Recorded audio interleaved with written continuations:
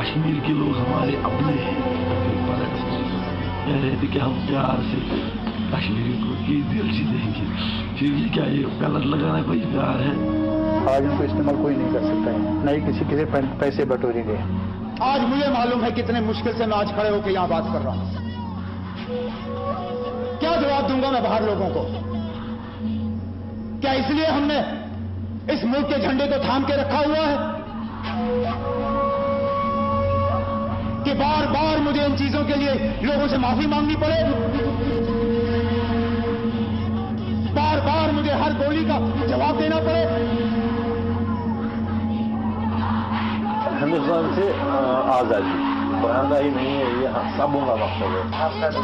हम हमारा जी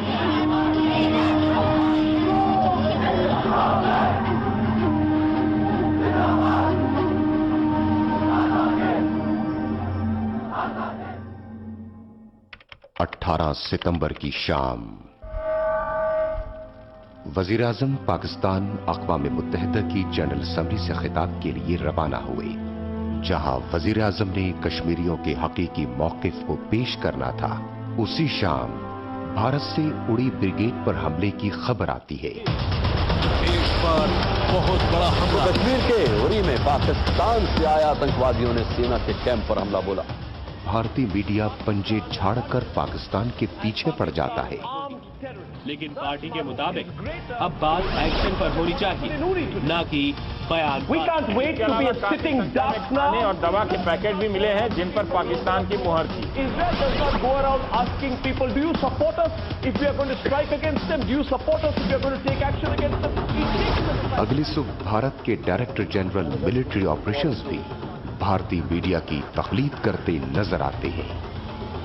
A group of heavily armed terrorists, they opened fire on an administrative base of one of the units of Indian Army located at Uri in Kashmir at 5:30 early this morning.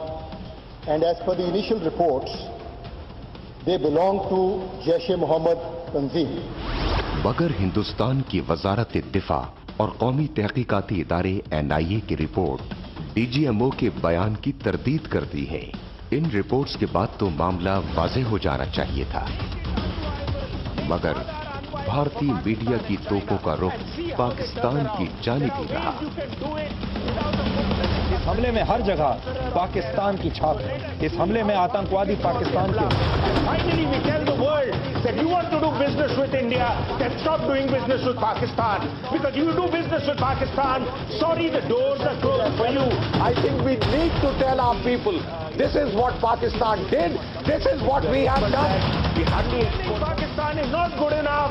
United States, you have to take action against Pakistan. Uri में आतंकी हमले में 17 जवानों की भारतीय media की पाकिस्तान मुखालिफ यकतरफा नशरियात ने भारतीय आवाम को ऐसे जंगी जुनून में मुब्तला कर दिया जो मोदी सरकार के काबू से भी बाहर हो गया। अभी कोई एक्शन नहीं लिया जाता है तो भारत की जो छवि बनेगी वो एक कमजोर देश के रूप में बने। अभी इनके कैंप हैं, उनको उखाड़ के फेंक दे। लातों की भूल बातों से नहीं मानते।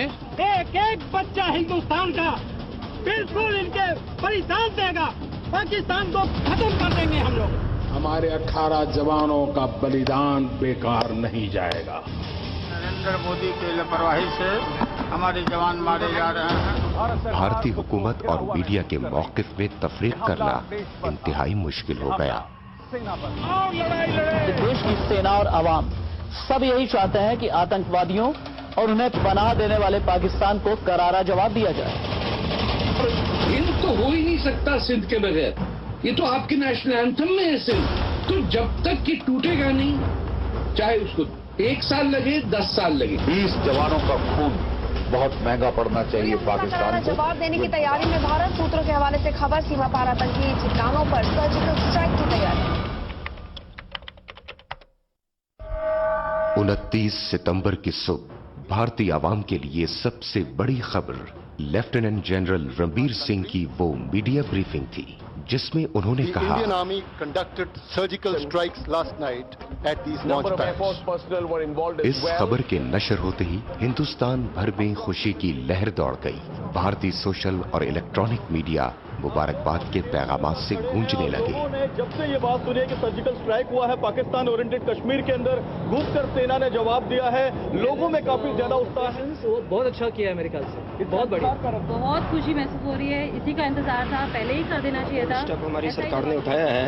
सिर्फ उनको एक छोटा सा ट्रेलर दिखाया पाकिस्तान को, भी अभी हम शुरुआत कर सकते हैं। अभी भी उम्मीद करता हूं कि वो हमारा समर्थन करें और हम मिलकर इस आतंकवाद को जड़ से।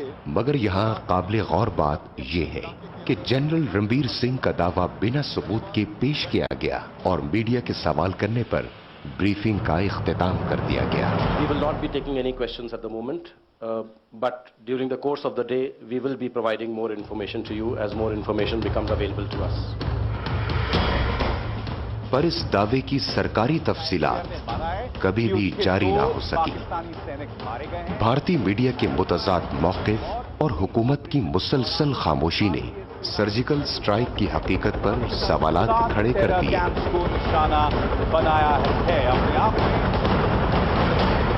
ये ऑपरेशन हुआ था दिल्ली के वॉर रूम से भारतीय सेना की कार्रवाई पर नजर लगातार रखी जा रही थी। हॉट स्प्रिंग, केल और लीपा, ये वो 4 इलाके हैं। ने हमला किया, वहां पर पाकिस्तानी सेना के हैंडलर अफसर भी मारे गए थे। At least 35 to 40 terrorists, that's the minimum number. At least 35 to 40 terrorists have been killed. आतंकी कैंप नेस्तनाबूद, 38 आतंकवादी कम से कम मारे गए। 500 मीटर से 3 किलोमीटर तक एलओसी के अंदर हमारे पैरा कमांडोज गए। मी-17 हेलीकॉप्टर में गए थे और 2 घंटे के अंदर ऑपरेशन पूरा करने के बाद सब लोग वापस लौट आए हैं। किसी को दूसरी जानिब ISPR ने मुल्की और बैनुल अक़वामी मीडिया के नुमाइंदों को कंट्रोल लाइन पर उन मुबैना ठिकानों का दौरा करवाया जहां भारत ने सर्जिकल स्ट्राइक का दावा किया था। Behind me is Indian administered Kashmir.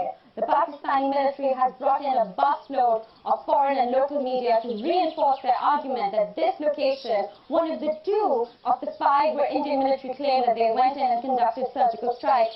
Life in that valley behind me is going on as normal. Schools are running, public transport is up and going. There has been no evacuation, and also when we see in local media, we can see that there has been no public mourning, there have been no funerals. Life goes on as normal.